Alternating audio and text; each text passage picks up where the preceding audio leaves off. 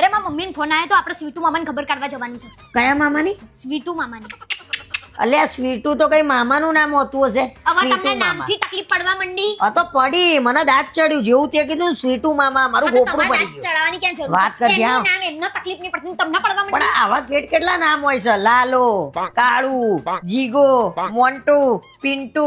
એટલે આ તો નામ છે બોલો. આ તો એમના નાનપણનું વાલ સોયું નામ કહેવાય. એમના મા બાપે આપ્યું આ હોય. તો મા બાપ વાલસોયું નામ નાનપણમાં જ રાખે. આ તો મુન્નો 50 વર્ષનો થાય ને તો એ મુન્નો. અરે મુન્નો હા, તો 10 તમને વર્ષનો. નહીં લાલા દાદા. આ તો લાલ મને દાંત ચડા છે. લાલા તો કોઈ દાદા હતા હશે. લાલો આવડો હોય.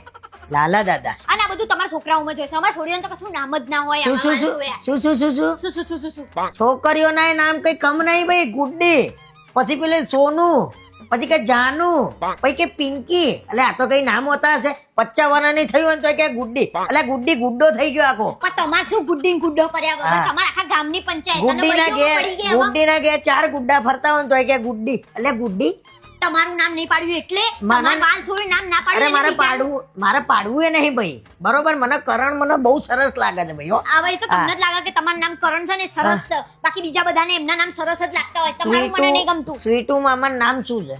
સ્વીટુ મામાનું નામ કૌશિક મામા. આ તો આટલું સરસ નામ છે કૌશિક મામા અને એને સ્વીટુ કરીને તમે બોલાવો આ ઉંમરે.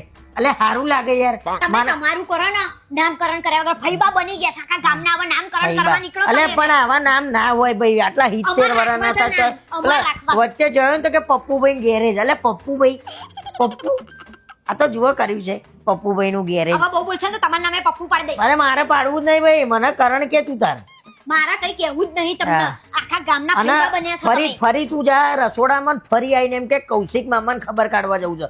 સ્વીટુ મામા જ પછી મારા આગળ ના ફરી બોલતી. આઈને એમ જ કઈ સ્વીટુ મામાને ખબર કાઢવા જવાની છે. કેમ કે અમે વાલથી બોલાય છે સ્વીટુ આ મામા. તો તમે જ જાઓ. અમારા સ્વીટુ મામા. એ સ્વીટુ મામાને ખબર કાઢવા હું નહીં આવું. સ્વીટુ મામાને ના તો હું સેના આવો. કૌશિક મામાની ખબર કાઢવા આયે.